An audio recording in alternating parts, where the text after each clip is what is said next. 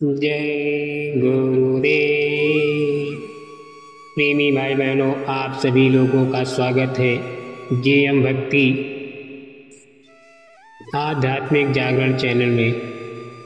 आपको ले चलते हैं एक नई कहानी की ओर। एक राजा था, वो मूर्ति पूजा का घोर विरोध करता था।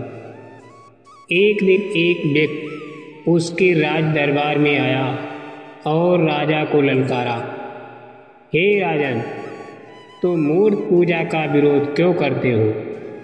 राजा बोला, आप मूर्ति पूजा को सही साबित करके दिखाओ, मैं अवश्य स्वीकार कर लूँगा।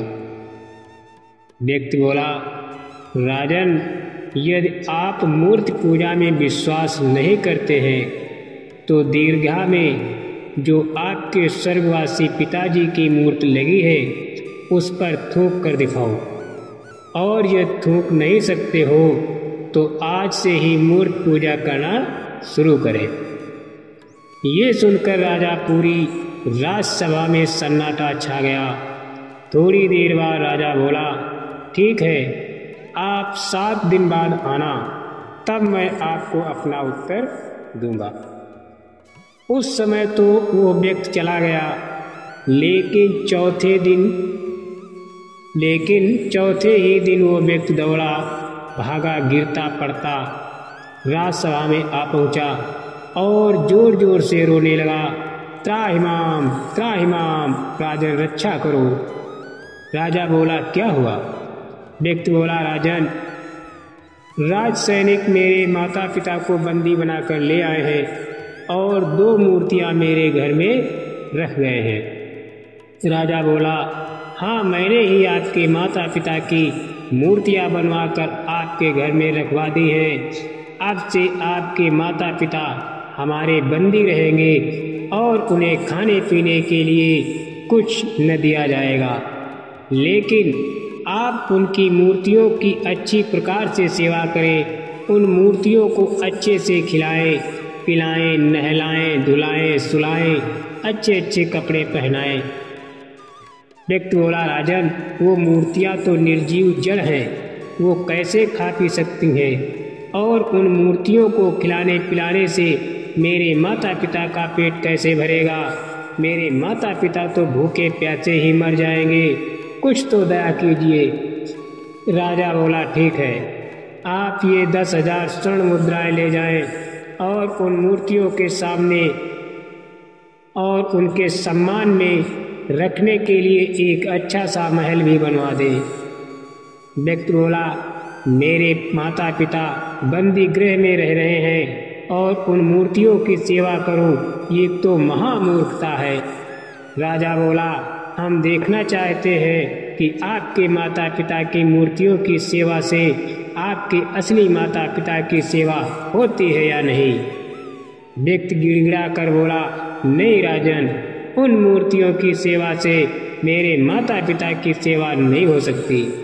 राजा बोला, जब आप सर्वशक्तिमान सर्वव्यापक परमेश्वर की मूर्ति बनाकर पूजा करते हैं और उससे सर्वशक्तिमान सर्वव्यापक परमेश्वर की पूजा होना मानते हैं, तो अपने माता पिता की मूर्ति की सेवा से आपके माता पिता की सेवा क्यों नहीं हो सकती?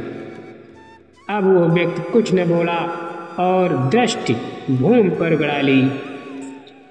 राजा पुनः बोला, आपके माता पिता में जो गुण है, जैसे ममता, स्नेह, वात्सल्य, ज्ञान, मार्गदर्शन, रक्षा करना, चेतन आदि उनकी मूर्ति में कभी नहीं हो सकते।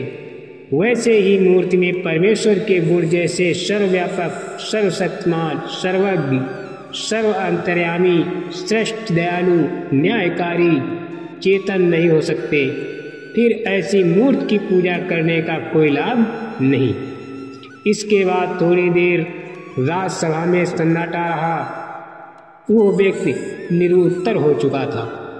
व्यक्ति बोला, मुझे क्षमा कर दे राजन, आपने मेरी आंखें खोल दी, मुझे मेरी गलती पता चल गई, अब मैं ऐसी गलती दोबारा नहीं करूँगा। अंत में राजा बोला, और हाँ, जैसे हम अपने कपड़ों को साफ करते हैं गंदा नहीं होने देते, उनका सम्मान करते हैं। यादगार के लिए बनाए गए अपने पूर्वजों महापुरुष के चित्र और मूर्तियों को साफ रखने या नष्ट होने से बचाने का महत्व बस इतना ही है। जाओ अपने माता पिता को सम्मान से ले जाओ। सत्य ही धर्म है, कर्म ही पूजा है। वक्त के सतगुरु परम पूज्य स्वामी जी महाराज जी यही शिक्षा हम सभी को दे रहे हैं कि जड़ पूजा पाठ में कुछ भी नहीं मिलेगा तो धन दौलत जमीन जायदाद अंश औलाद मान सम्मान प्राप्त हो सकता है, परंतु आप जो रोज कर्म करते हो उस कर्म कर्ज को कौन साफ करेगा? हमारी आत्मा की मुक्ति मोक्ष कौन करेगा? सिर्फ वो वक्त के सद्गुरु मौजूद रहते हैं। उनसे प्रेम करके नाम की कमाई करने से कर्म साफ होंगे और आत्मा की मुक्ति मोक्ष भी इस समय तो दुख हरता बाबा स्वामी जी महाराज जी संसार की सभी दुख तकलीफों को दूर करते हुए हमारी मनोकामना भी पूर्ण कर रहे हैं। जय गुरुदेव।